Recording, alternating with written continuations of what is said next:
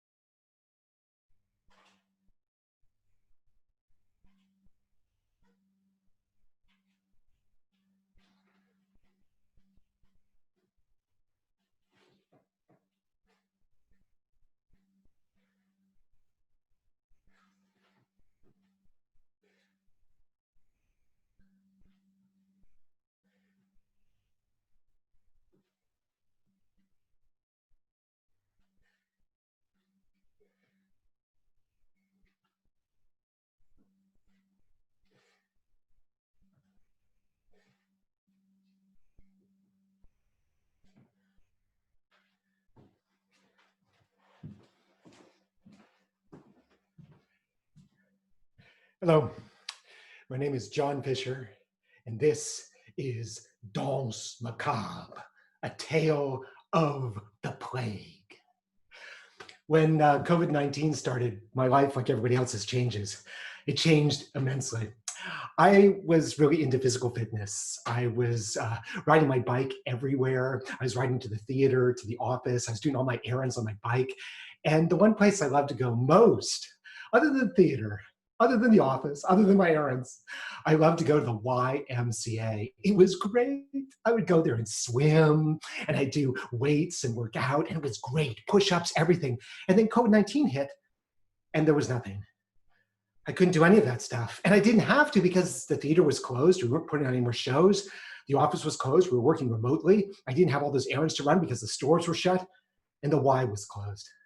The Y, the wonderful YMCA was shut. And I thought, oh, this is terrible. What am I going to do? I know, with all the worries, that's what I was worried about. But I was so into the physical discipline. So I decided to work out at home. I'd do as much working out as I could at home. I mean, I could ride my bike, but what was going to replace all the other stuff? So I started doing push-ups in the hallway and jumping jacks and sit-ups and all kinds of things. And then I realized that I could mount my bike on a bike stand. And I could ride my bike at night as well as during the day. I could ride it whenever I wanted.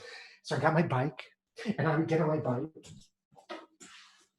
and I could work out in my hallway on my bicycle. And it was great. I loved being on my bike in the hallway. I loved it. I loved it. I loved it. Now, one thing I also discovered was audiobooks. Now, I know about audiobooks, of course, but I never used them at the gym. And suddenly, there were all these great books from the library that I'd always wanted to read, right? But I didn't have time because I was doing all this other stuff. So I was going to catch up on my audiobooks, right? And one book that I was so excited about listening to was A Distant Mirror by Barbara Tuchman. This amazing book written in 1978. I owned a copy, but I'd never gotten through it. I never had time to finish it. So I was going to sit on my bike and ride and listen to A Distant Mirror. And I thought it was especially appropriate because it was a book written in 1978. And Barbara Tuchman had found a distant mirror for 1978. She called it the calamitous 14th century. Why was it mirror for 1978? Why was it the mirror? Why was it reflecting back in 1978? Because in the 14th century in Europe, there was social and political upheaval. The continent was racked by insurrections, by revolutions, by risings of people against governments. And also, there was a threat, a physical threat, a devastating threat, the plague. The plague had hit Europe. Now, she, of course, saw that as a mirror of the threat facing people in the United States in 1978, nuke war with the Russians. Yes, that was the distant mirror, all this upheaval, all this discord, and the threat of imminent death. This is an amazing book, and I would listen to it. And then I wanted to find her main source, which is a man named Froissart. Froissart was a French chronicler, and I couldn't find him anywhere online, but finally I looked at archive.org, and there was Froissart, Barbara Tuchman's source for A Distant Mirror. And I could read the original, and I could read Barbara Tuchman's interpretation of it, and it was fascinating. Now, the two of them were writing about the Black Death, the Bubonic Plague, which struck in 1347. How did it strike? How did it come to Europe? It came in the form of rats, fleas on rats, rat fleas. Now, the rats could be small. They could be little black rats, the ones that came off of boats, or they could be the big brown rats that came through the sewer. They got into people's houses. They bit people. The fleas on them got off the rats and they bit people. And that's how the plague started. It had been going on forever. These rats and the fleas had been biting people. People were used to being bitten by fleas and rats. But now the plague had become virulent. It had become something that could kill people. And it was spreading. Nobody had any idea where it came from. As a matter of fact, they called it the China disease. They thought it came from China. Sound familiar? But it didn't, as it turned out. It came from Central Asia, but they thought it had come from China.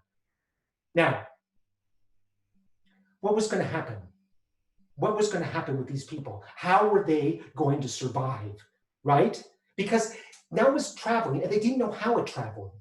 And they didn't know that really it was communicated by people and bad sanitation. That's what communicated the Black Death, the plague. What was the cure? Cleanliness and social distancing. Yes, cleanliness and social distancing. But people didn't know that yet. And medicine was useless. The doctors at the time were useless. They weren't helpful. They weren't coming up with a solution to the Black Death. Medicine at the time was seen as an Arab science. The true medicine in the world was coming from the Arab nations, and it was seen as an Arab science. In the West, in Europe, dissection was disallowed. What would they do? They couldn't find out what it was caused. They couldn't even dissect people. It was not allowed by the church because it was blasphemy. It was blasphemous to destroy the body. So how were they going to find out where it came from? They couldn't. They didn't know. What was their solution? Weird things. They started burning aromatic substances to cleanse the air. They thought it was just something that was in the air. They didn't realize it came from other people, from rats, from fleas, from things that people were being bitten by every day. They thought they could just cleanse the air by burning aromatic substances. They believed, these doctors, in weird things like the humors, astrology, bleedings, and prayer. More than anything, everybody in Europe believed in prayer in the 14th century. God would cure them of this disease if he wanted to. If he didn't, he was unhappy. That's why it was visited upon all of us. He had given us the disease. Yes, and we were helpless. Does that sound different from now? Maybe. But there are a lot of people who don't trust medicine now. They don't trust science. They don't trust what they're being told. They won't wear masks. They won't exercise social distancing. They won't. They are frustrated. They believe more in something else, maybe themselves, maybe their own wisdom, but they are not listening to science. The same in the 14th century. The science was backward. It was thought to be Arab science. It was thought to be non-Christian. It wasn't going to help them. Another distant mirror. I'm not sure she was aware when she wrote this book what a mirror would be for us in 2020. I don't even think she could imagine that a plague would strike again. I think she just thought it was nuke war, which we still have. But here it is, a double mirror to our own period. What was important in Europe at the time? Leadership. Leadership would be important. It would be vital, leading the people. And what did that mean? That meant France. France was the dominant country in Europe. And whoever led France was going to lead Europe to a solution or deeper into the pit. Who was the head of France? Charles V, Charles V, and he was a pretty good king. He was a pretty good king in the middle of the century. Also, the papacy was important. The papacy was very important because it was one thing that everybody across Europe, in the empire, in France, in England, in Spain, in Italy, all across Europe, is one thing that they all shared was Catholicism, was the religion. So the papacy was important. At this time, the papacy was in Avignon, in France. There was a French pope, and his name was Clement VI, Clement VI, and he was pretty good too. He had some great ideas. He almost solved the problem of the plague. He almost figured out that it was about social distancing, almost. But he didn't quite get there, and he certainly didn't communicate to the people how to solve it. He solved it himself, but he wasn't quite sure of that. Also, he was enlightened. When people accused the Jews of being responsible for the plague and started hunting down Jews, killing Jews, people who lived amongst them, Clement VI said, no, don't be ridiculous. The Jews are dying also. What are you, crazy? Leave them alone. They're innocent. Two enlightened leaders in the middle of the 14th century. But this story is not about the middle of the 14th century. This story is about the end of the 14th century. It takes place in 1392, a later date and a very different circumstance and a very different set of rulers. Je m'appelle Olivia de Clisson. Yes, I am the Constable of France. I am the chief of the military. It is 1392 and France is in trouble. The plague has been striking for the entire century since 1347. It has struck 4 times, the most recent in 1388 through 1390, and it was virulent. It was strong. Before it had killed children and old people, but in 1388, it struck the adults. By 1390, 50% of the population of Europe from 1300 had been decimated, killed. There was 50% of the population left from the beginning of the century. Also, the population was suffering from brigandage. Armies had come to France to fight. The British army had come to fight the French. And when the wars ended or there was a truce, the armies stayed and the brigands roamed the land, raping, pillaging, destroying towns. Also, by the end of the century, there was a schism. a schism in the church. There was no longer one church. There were two churches, two popes. There was the French Pope in Avignon, Clement VI. Clement VI had been replaced by Clement VII. Clement VII. His opposition was the anti-pope in Rome, Boniface. So there was tension even in the religion. People didn't know which pope to ally themselves with, the French pope or the Italian anti-pope in Rome. And there was what was one day called the 100 Years' War, raging in France. Much of France at the beginning of the century had belonged to Britain, and the British wanted to secure their positions. The French wanted to push them out. And so in the middle of the century, King Philippe of France started a war with the English to try to push them out. But the English fought back. Then his son John II fought back, but the English pushed back in. The French could not defeat the English. The English had their longbow. They could shoot it fast, fast, fast. They also had tactics. They attacked in tactics that used the archers and the cavalry and worked together and always defeated the French. Fortunately, King Charles sank. Charles V had figured out how to fight the English. Don't fight them, run away. So in the middle of the century, Charles ran away and he tired out the English until they went back to England. There was a stalemate in France, but Charles had been smart enough not to fight the English. When he died in 1380, he was succeeded by his son, Charles VI. Charles VI was not as talented a man as Charles V, not at all. He liked to hunt. He liked to go to parties. He liked to run about. He didn't like to sleep. He didn't eat right. He didn't drink right. He drank the wrong things. He was a man who loved life, but he did not like to rule. Fortunately, he gave power to the Marmassais.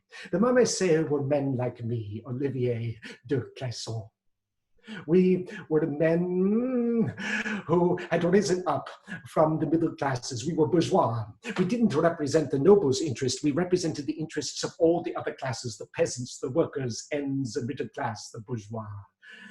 Unfortunately, Charles' uncles were not happy. They had the royalty. They wanted to rule France, and they aligned themselves with the Duke of Brittany and turned on me, Olivier de Clisson. They turned on me, the Constable of France, me, because I held the ultimate military power in France. They turned on me. Charles became sick. King Charles was often sick. He did not take care of himself. He was in bed. He was bedridden in Amiens. And we had all been left in Paris to work together, to run the country in his absence. His uncles, his royal uncles and the Duke of Brittany employed a man named Craon. Craon was a wicked man, evil, scheming. They employed him to kill me, Olivier de Clisson, the Constable of France, because I was a Marmassais. I was a bourgeois. I was headed home from a party late one night with 8 of my companions moving through the streets of a darkened Paris. It was quiet. We heard nothing. And then suddenly, from somewhere in front of us, I saw swords begin to fly. I held up my swords. I held my torch, but there were swords, and suddenly the swords started to attack us. We were being attacked on the streets of Paris in the middle of the night. And I fought back, and I was pushed against the door of a bakery, and I was pushed into the bakery. The baker put me in. He slammed the door. He locked it, and my assailants ran. Later, the king heard what had happened, and he sent one of his emissaries to find me, to see if I was all right. I've been stabbed many times, but I've been through many battles. I had many scars, many wounds, and my skin was like armor. They had not penetrated my skin. I was still alive. The king came to me. He was still sick. He looked distraught, upset. And he said to me, you will be revenged. I said, we must keep France whole. We must think about the people. He said, no, no, no, you will be revenged. Crayon, the evil man who attacked me, he fled to Brittany. The Duke of Brittany was contacted by the king. The king said, give us Crayon. Duke of Brittany said, I do not know where Crayon is. I do not know anything about Crayon. I'm afraid I can't help you. And then Charles became incensed. He had barely recovered from his sickness. He had not been eating right. He had not been sleeping. He was unstable. He was insane. He'd been drinking only wine. He was crazy. He refused to eat. He refused to drink. He refused to sleep until my assailants had been captured. And so he assembled an army of his uncles and hundreds of knights, thousands of men, and started for Brittany to avenge my attack, to avenge the man who had assaulted me, Crayon, and his sponsor, the Duke of Brittany, not knowing that the uncles had been behind this also. But the army could not be stopped because Charles would not allow it to be stopped. He said, we must attack, we must go to Brittany. And so they went to Brittany. Je m'appelle Charles VI, le roi. I am King Charles of France. I often think of my father because he was such a talented man. And I wonder how I can be like my father, how I can lead like my father. And he would never allow this attack on his constable. He would never allow it. And so I gathered an army around me, and I headed towards Brittany in a broiling August of 1392. I was sick. I was distraught. I could barely get on my horse. And we galloped towards Brittany, me and my army. It was an expedition along a sandy road in the forest. There was so much dust, I could not breathe from the other horses. I could not breathe. I was exhausted, I was sick, but I had to get revenge. I had to prove that I could lead like my father, Charles V. I had to prove it, Oh, and suddenly, in front of me was a barefooted man. He was wearing a cloak, and he looked crazy, a woodland man, and he said to me, beware, beware, king, beware, you will be betrayed. Turn back, king, you will be betrayed, turn back. Fortunately, some of my pages grabbed him and pulled him away and dragged him away from my horse. Beware, king, beware, king, beware, beware. You will be betrayed. I was distraught. I did not think I could go on. But I took the horse, the bridle, and I led forward. The crazy man had made me crazy. I knew it. I knew I was losing my mind. I knew it. They told me later what happened. My page was holding my lance. He'd fallen asleep in the saddle, and the lance fell onto a helmet of another page, and I heard this loud clang behind me. And I was shocked. I thought, oh my God, I'm surrounded. Traitors! Traitors! There are nothing but traitors around me. They're attacking.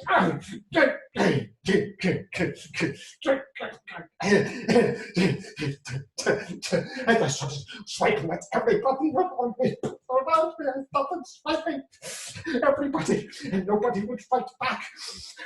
Everybody was crowding around me, and I stabbed, and I swung, and I hit, and I hit, and I hit, and I hit, and I hit. Traitors!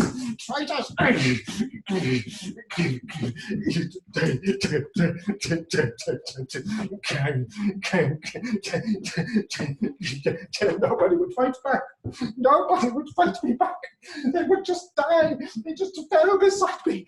And then I realized why nobody was fighting back. Because they were my own men. I was attacking my own men.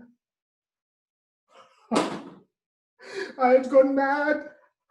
And I was surrounded by the dead bodies of my own men, my own nobles, surrounding me. I had gone insane. I had lost my mind. I destroyed my own men as they surrounded me. And I fell into the sand. I had betrayed myself. I had betrayed France. I had betrayed. I was the betrayer.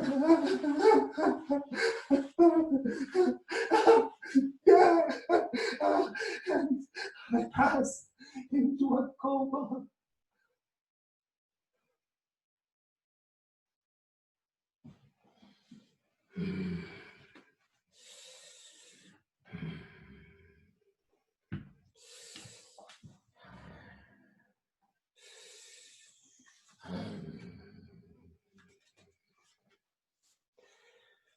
Je m'appelle Guillaume de Harsigny. I come from Lyon. I am as old as the century. I was born in 1300. It is now 1392. Do the complicated arithmetic if you can. I am a doctor. My century, my 14th century was not a good one. It was a century of many evils. I had decided to become a doctor as a young boy. I went to the University of Paris to study medicine, but I realized they had nothing to teach me. It was all superstition, astrology, bleedings like humors. It was insanity. I left France and went to Salerno to study with the Italian doctors, but I realized that they too had nothing to teach me. It was more insanity, so I decided to go to Cairo to study with the Arabs. And there I discovered a magnificent medicine. The Arabs had taken all of the medicines of antiquity. They had catalogued them. They had systematized them. They had developed them with an emphasis on Hippocrates and Galen. They had assimilated all of the medicines of ancient Greece and Rome and ancient Mesopotamia and Persia and even the ancient medicine of the Ayurveda of antiquity in India into a holistic medicine that was a wonder. From them, I learned what medicine was. Europe at the time was a disaster. There was war between France and Britain. It was unstoppable. No king seemed to be able to stop it. It was ravaging France, destroying the country, and the kings seemed helpless to get rid of the British. There was a schism between the Avignon Pope and the anti-pope in Rome. The church was in shambles, confusion. Nobody knew what to worship. Nobody knew what was right.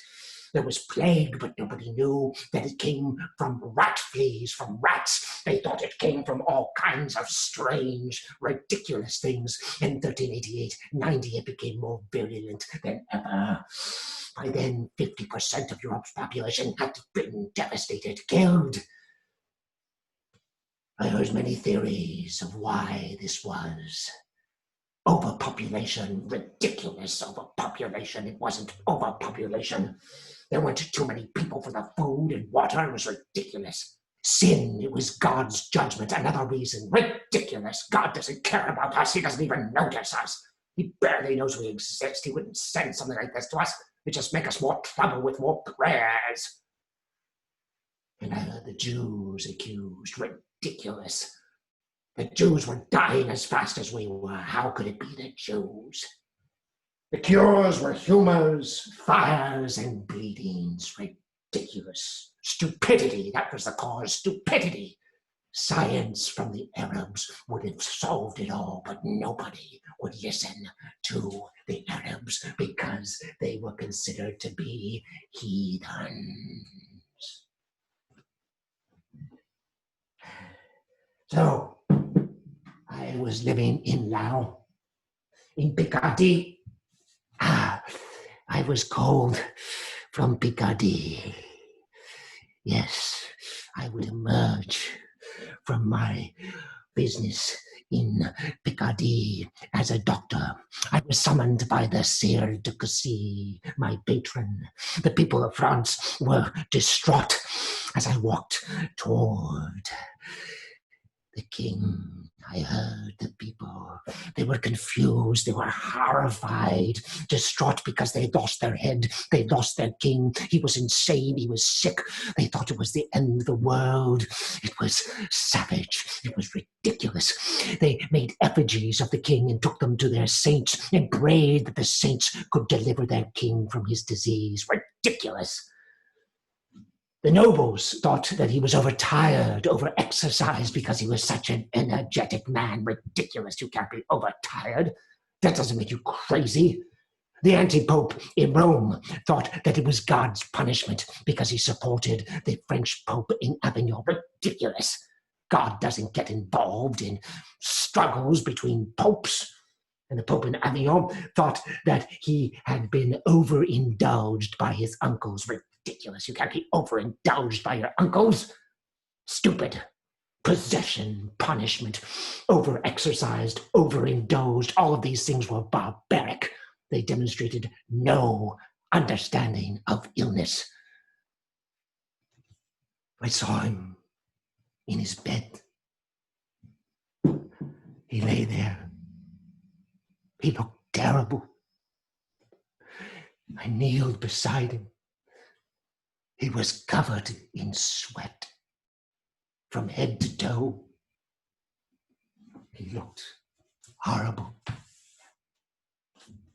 He was running a fever, so I held his forehead. Yes, he was hot, very hot. I soothed him, rubbing his forehead, wiping the sweat away. I fed him, feed a cold, starve a fever. I gave him food from my own hand to make sure he'd eat it because he didn't want to eat anything. I fed him. He ate from my hand. I made sure he ate. And he saw that someone cared. The other doctors had written him off. They said he was dying. Let him die. There was nothing we could do. I thought, we can comfort him with food. Feed a cold. Starve that fever. I made him drink liquids and not wine. Water. Pure water. He sipped it as I held his head up. He wasn't sleeping at night, so I made him sleep. I made sure he was comfortable. I closed his eyes, I turned off the lights, and I rubbed his forehead until he slept. And he would wake and he would say, I can't sleep, I can't sleep. My thoughts. I said, no, close your eyes. Sleep. If you lay there for 8 hours with your eyes closed, in the dark, you are sleeping. You might not think you're sleeping, but you are. It's the secret of sleep. Just lay there with your eyes closed for 8 hours and you are asleep. He slept, he ate, he drank, and the fever went away. It started to disappear, and his thoughts became clear, and he became lucid once again. This King Charles of France. So, I read to him from my favorite book, the Old Testament, my favorite story in the Old Testament, the story of Judith and Holofernes. And Judith prayed to God to make her lie well, to tell fibs, to tell stories. And with those stories inspired by God, she seduced Holofernes, commander of the enemy army. And he took her into his bed, and for 3 nights, 4 nights, 5 nights they enjoyed carnal circuses. They were ecstatic in bed, athletic in bed. They were intercoursal for a week. And when finally Holofernes was sated, he fell asleep into a deep slumber, and Judith rose from his bed. She removed the sword he had by his bed from its scabbard. She raised it above his sleeping head, and she hacked at his sleeping head, hacked at his sleeping head, hacked. She threw the sword away, she yanked his head off. And there it was. His eyes rolled back in his head. The blood squirting from a stump of bone hanging down, and viscera hanging down to the bed. And she kissed it one last time.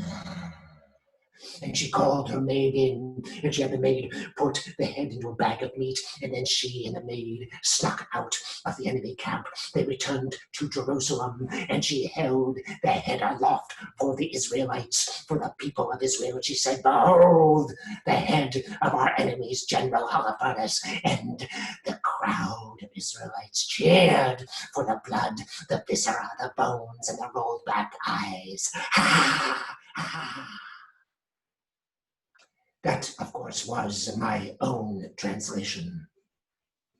And then I asked him, Charles, to read to me, and he read to me from my favorite story, David and Goliath, where David chops off the head of Goliath. I love the stories where the heads get chopped off. They are so exciting. And I brought him back to health. And I realized that what he needed now was exercise. He was an energetic young man, and he needed exercise. He needed to get out. He needed to enjoy the outdoors, as he always had. So I took him outside, and he was a wonderful hunter. He knew how to spear the boar and shoot his arrows from horseback at the deer, and he would take his lance and lance the stag. He was a wonderful hunter, and the exercise revived him even more, and he was a terrific rider. I could watch him ride all day, and I gave him plenty of food and talk. He loved to talk. I told him that his illness was no punishment. God didn't care about anything like that, such that he would be punished with illness. I told him that exercise was good. You can't be over-exercised. I told him that indulgence was good. You can't overindulge within limits, all right? Use your brain. Think about how you indulge, but you can't overindulge. And I told him that the only possession of him, that he wasn't possessed by devils. The only thing he'd ever been possessed by was bad, stupid advice from his uncles, from his wife, the queen, from those doctors who didn't know how to save him. That was his only possession. I took him to Cray on the river Wah, with that lovely air and oxygen. We breathed it in, and it brought both of our youth back to us. It made me feel like I was 82 again. I felt as young as spring. The air was wonderful, and I discovered that he was a charming man. A wonderful young man. He asked me about those he had killed. He felt horrible about the men he killed, all the men he killed in his madness, his confrères. And I said, "Oh, nonsense. I don't know how many you killed. People say it was 50, people say it was 1. I've got no idea. First of all, find out how many you actually killed. I think it's just 1. And then the only thing you can do is go to that one man's family. His father, his mother, his wife, his children, his brothers, his sisters, and apologize. Say you regret everything that you did to him. Say you regret his passing, and they will forgive you because you are the king, you are God's anointed. Of course they'll forgive you, and they will be grateful at your humility. Find them and apologize. And when they've forgiven you, you must live with it. You must. That is being a man, accepting responsibility, apologizing if you can, and living with your mistakes. I have sinned my whole life. I sin still. One thing I know is evil, and I do it to this day. But I live with my sin, because that is what it is to be a man, to live with it, whatever it is. He said that Charles sank his father. Charles V cast a huge shadow over him. I said, nonsense. Charles V is in his grave. You can't cast a shadow when you're in the grave. You're too low. You're underground. You have to be above ground. You have to be tall to cast a shadow. Don't be ridiculous. He can't cast a shadow on you anymore. And he wasn't that impressive a king. What? Oh, he didn't solve anything. He ran away from battle. That was good strategy, but he didn't stop the war with the English. He never stopped the plague. He never stopped the plague from advancing. And he never healed the church. It still is in schism. It is still separated. These are things you can do. You can do all of this if you take care of yourself, if you eat, drink, sleep, and exercise. Your mind will be clear, and you can succeed where your father failed, and then you can cast a shadow over him, over his grave. You will be the great monarch of the 14th century if you take care of yourself and stay healthy. He asked me how I knew that he wasn't going to die. I said, common sense, you're 25. 25-year-olds don't die. Men my age die. If I'd seen you were 92 like me, I would have said, well, he's dead. Let him be dead. 25? That's common sense. That's the difference between Arab medicine and Western medicine. Arab medicine and Christian medicine, that is the difference. Arab medicine is full of common sense. You look at something, you see, young, sick, we can fix this. It's not hocus pocus. We embarked on a pilgrimage of thanks. Across France, we thanked everyone. And we showed everyone that Charles, their king, was well, that he had not lost his head like Holofernes or David Goliath. He was whole. The country had a head once again, and he apologized to those he must apologize to. He apologized to all his people, and they accepted it because he was their king. We returned to Paris. I returned him healthy to Paris, and they begged me to stay. I said, no, I must get back to Léon, where I live, where I have my patients. I give him back to you in good health. Don't worry or irritate him. His mind will grow strong. It is weak now, but it is getting stronger. Burden him not with worry. Pleasure and forgiveness will be better for him than anything else. Oh, how they heeded my caution, those clever people I turned him over to. I should have stayed. His uncles seized power, and they and his queen kept him well distracted. They entertained him. They kept him amused so they could have power. They were very careful not to go too far until one day their indulgence became decadence and they destroyed France. And in that moment, they destroyed all the work I'd done to save Charles VI, Charles VI of France.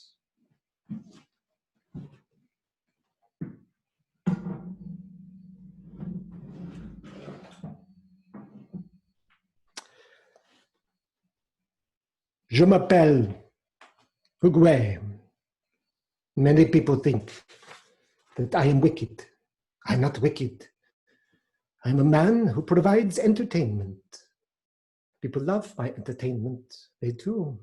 The French, the Germans, the Spaniards, everybody loves the entertainment of Huguet. I am mischievous, but I mean to provide fun for the queen, for the dukes, the earls, the propertied, for the king, my king. Je m'appelle Huguet. What followed was the Bal des Ardents, the ball of the burning things. to which the king was invited. As a matter of fact, he would be the center of this outrageous event. It was based around a wedding. There was supposed to be a wedding for the queen's lady-in-waiting. There'd be a party for her to celebrate her remarriage. Now, because it was a remarriage, she would have a party that made mockery. It was supposed to be fun. It was supposed to be decadent. It was supposed to be silly. It was not supposed to be dangerous. The lady-in-waiting would have a remarriage party full of noise, mockery, raucous costumes. And Hukaway was put in charge of the most important part of the party, which would be the masquerade. Hukaway asked the king and 4 other friends if they would all dress up as woodland savages, savage men for the masquerade, and then everybody would have to figure out which of them was the king. These wood savages had amazing costumes where they disappeared into them. These costumes were made of sewn-on linen, sewn on tightly, tight to the skin, over the feet, over the body, over the head. Everything was buried in this linen. And then the linen was soaked with resinous wax all over. The wax was designed to hold frazzled hemp, so they would look like hairy woodland creatures, like the forest man who warned him about betrayal. But the king was not thinking. He didn't realize that this might be a betrayal. And now he was in this highly flammable costume for the Bal des Ardents, the ball of the burning things. Now, the rule was that there could be no torches because these were highly flammable costumes that they were wearing, covering them head to toe, and one spark could set all 6 of them on fire, and one of them was the king. And on the night of the ball, they were dressed as these woodland savages, and they had the dance of the savages, a wild, crazy nighttime dance of the 4 woodland savages, and it was crazy with noise, and they howled like wolves. And they made lewd gestures with their hands. It was a crazy, wild dance. And the purpose of the dance was for them to dance up to people, and people were supposed to see if they could guess who was who. Who was who? Could they figure out which one was the king? And this wild bacchanal continued all night. But there were no torches because of these crazy costumes. In these crazy costumes, they could be set afire so easily. And they danced all night, crazy, and dancing up to people, and dancing up to people. And the queen and the ladies in waiting cheered for Hukaway, the king, and the 4 other woodland creatures as they danced their crazy dance all night. And finally, very late at night, one guest arrived. It was the Prince Louis, the brother of the king. He arrived late. He was very, very drunk. And he was moving towards the ball, towards the party.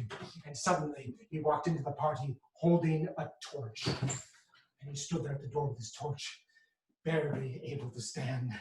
And he saw the dancing woodland creatures, and he realized that it was a masquerade, and he was going to figure out who it was that was the king. Which one was the king? Which one was Hukaway?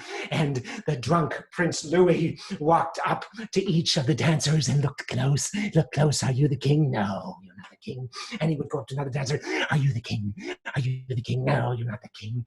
And another. Are you the king? You're the king. No, you're not the king. Each time the torch got closer and closer, and he continued to look for the king with his torch, and finally a spark fell on to one of the dancers and set him alight. And suddenly, one of the woodland creatures in those vulnerable costumes was set alight, and he continued to dance, and the others then become lit. They were all dancing about, all of them being lit by the torch, lit by each other, till all 6 of them were burning, screaming with pain, and the dance became a wicked dance of death. The Bal des Ardents, the ball of that dancing, burning things they danced. They danced about the ballroom, screaming in pain. The women were screaming. Everybody was screaming. This dance of death. All these men were burning, and one of them was the king. And nobody knew which one was the king. The only one who knew what was the king, the only one who could identify him was his queen, Queen Isabeau, but she fainted in panic, and the fires spread. They spread, and Prince Louis was horrified himself. He had set all of them on fire, and they burned in the savage dance, the Bal des Ardents. The screams were deafening. Finally, one of them realized that he could throw himself into a vat of wine, and he put himself out. Another one of them ran to a lady in waiting, and she was wearing a large skirt, and she threw the skirt over him, and he went out. But the four remained dancing wildly, dancing crazily about the dance floor, setting each other afire, screaming, and those four would die. One died that night. Two of the others lingered for 2 days, screaming in agony. Their costumes had been soldered to their bodies. They screamed from their burns and finally succumbed. And finally, Hugouet, the villain who had organized it all just for fun, as he said, he screamed for vengeance. This was an assassination. I've been assassinated. He screamed for 3 days in pain, and finally even he succumbed.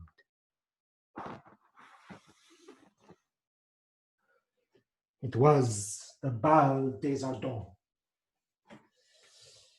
Time passed, and everybody knew what had happened. It was discovered that the one man who had been saved was the king by the lady-in-waiting who had thrown her cloak over him. Him and the one who jumped into the wine were the only two who were saved, the only ones who could be saved from the flames. The king had survived, but word quickly spread of what happened. And the people of France were appalled. Their king was mad still. He was recovering, and he was taken to this horrifying ball. He was covered from head to toe in tight linen, flammable linen, and then he was accidentally set on fire. Why was he put in such a vulnerable position? This was pure decadence. It was insanity. Was this the royal family of France? They forgave the king, but they would forgive nobody else, not the queen. Not Prince Louis, who they thought had done it intentionally. They thought that it was regicide. Pure decadence. And for 400 years, the royal families of France were accused of decadence, which all began that night at the Bal des Ardents, the ball of the burning things. And 400 years later, exactly, in 1793, finally, Louis XVI was beheaded. And the people saw the decadence brought to an end.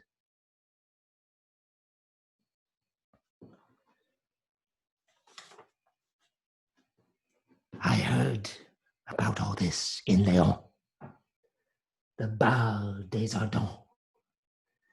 And to me, it seemed fitting for this century, this calamitous century. I saw it as the Danse Macabre, the dance of death. This was a theme becoming very popular in murals and street performances. Death will take us all. He dances amongst us. He will take king, abbot, peasant, and squire. He will take us all in his dance of death. Think on that. Think the plague, the war, the brigands. Any of them could take you at any moment. Think on that was the lesson. Think on that and do good deeds. Do them. But I had a different interpretation. I said, think on that and don't do good deeds. Save our world. Change it. Understand it and bring about change. That was my interpretation. I pointed to the murals of the Dance of Death, the figures, a skeleton, a priest,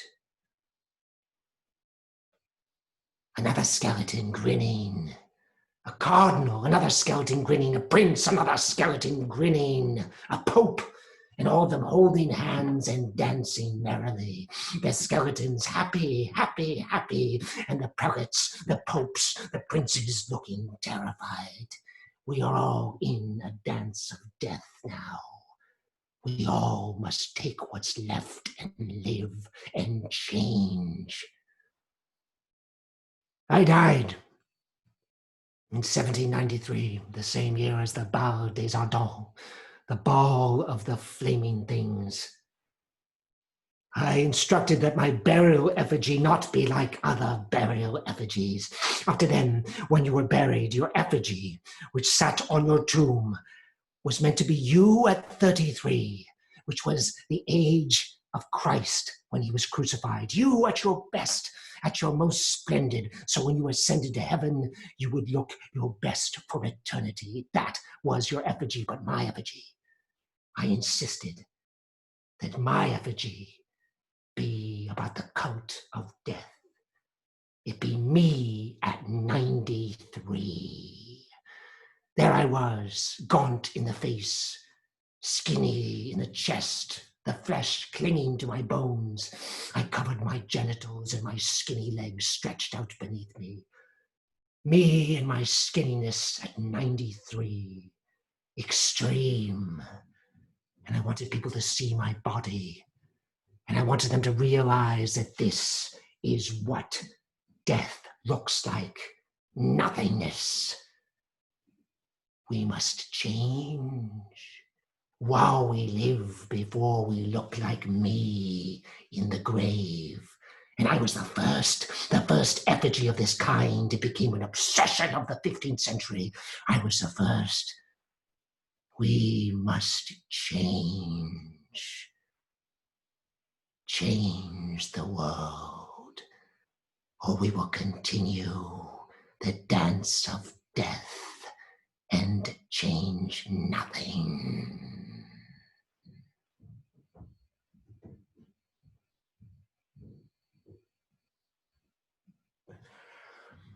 Thank you for joining me. My name is John Fisher, and this has been the Danse Macabre, the Dance of Death.